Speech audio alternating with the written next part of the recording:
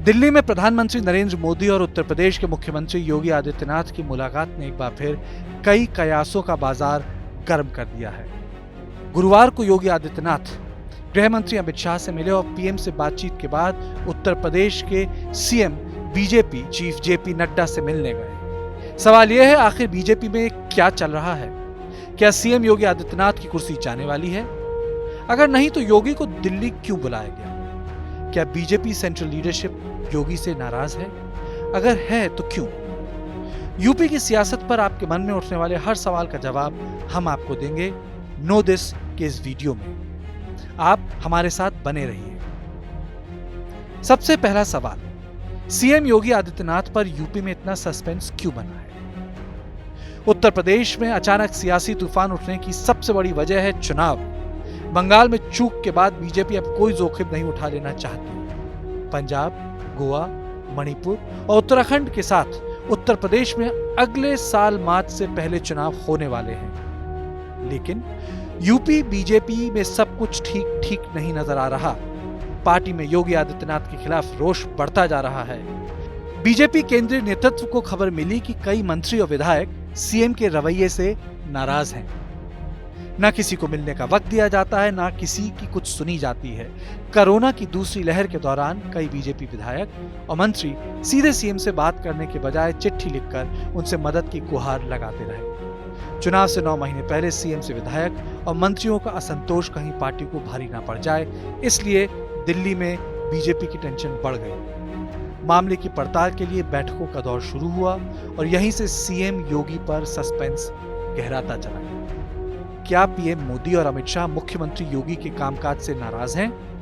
इसकी अटकलें मई के आखिर में तब लगनी शुरू हुई जब प्राइम मिनिस्टर मोदी ने योगी सरकार के कामकाज की समीक्षा के लिए बैठक बुलाई।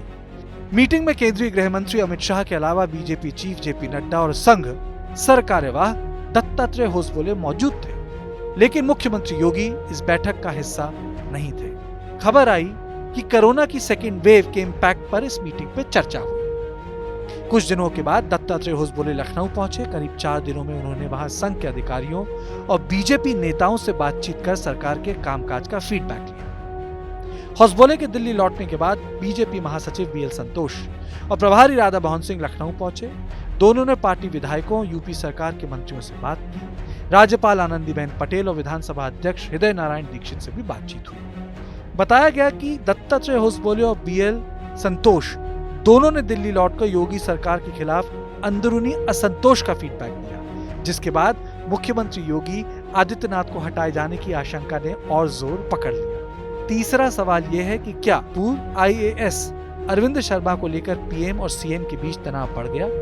गुजरात कैडर के आईएएस रहे अरविंद शर्मा प्राइम मिनिस्टर के चहेते बताए जाते हैं। यूपी विधान परिषद के सदस्य बनाए जाने के बाद चर्चा थी कि उन्हें गृह और नियुक्ति विभाग सौंपा जाएगा, लेकिन बताया जा रहा है कि दिल्ली से दबाव होने के बाद भी योगी इसे टालते रहे, क्योंकि दोनों विभागों का कामकाज खुद मुख्यमंत्री देख रहे हैं। खबर यह भी है कि आरएसएस सरकार्यवाह दत्तात्रेय होसबोले इसी सिलसिले में सीएम योगी से बात करने लखनऊ पहुंचे थे, लेकिन सीएम योगी गोरखपुर और मिर्जापुर की यात्रा में व्यस्त हो गए।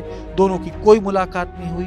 बताया जा रहा है कि अरविंद शर्मा के कैबिनेट पोर्टफोलियो को लेकर सीएम योगी के अड़ जाने से ही पूरा मामला बिगड़ गया। अब वो सवाल जिस पर अटकलों का बाजार गर्म है, योगी आदित्यनाथ मुख्यमंत्री पद से क्या हटाए जा सकते हैं?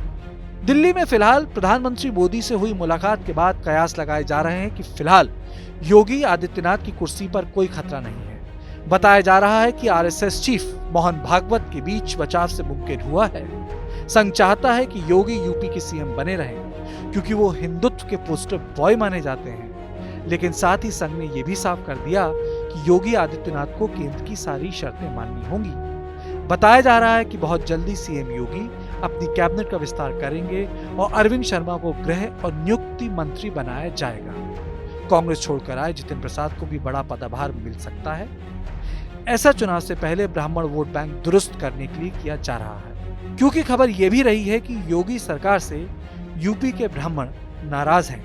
उनकी शिकायत है कि मुख्यमंत्री के ठाकुर होने की वजह से ब्राह्मणों को नजरअंदाज किया गया। इसके अलावा यूपी बीजेपी में भी जातीय समीकरण के हिसाब से कुछ बदलाव हो सकते हैं, लेकिन योगी सीएम बने रहेंगे।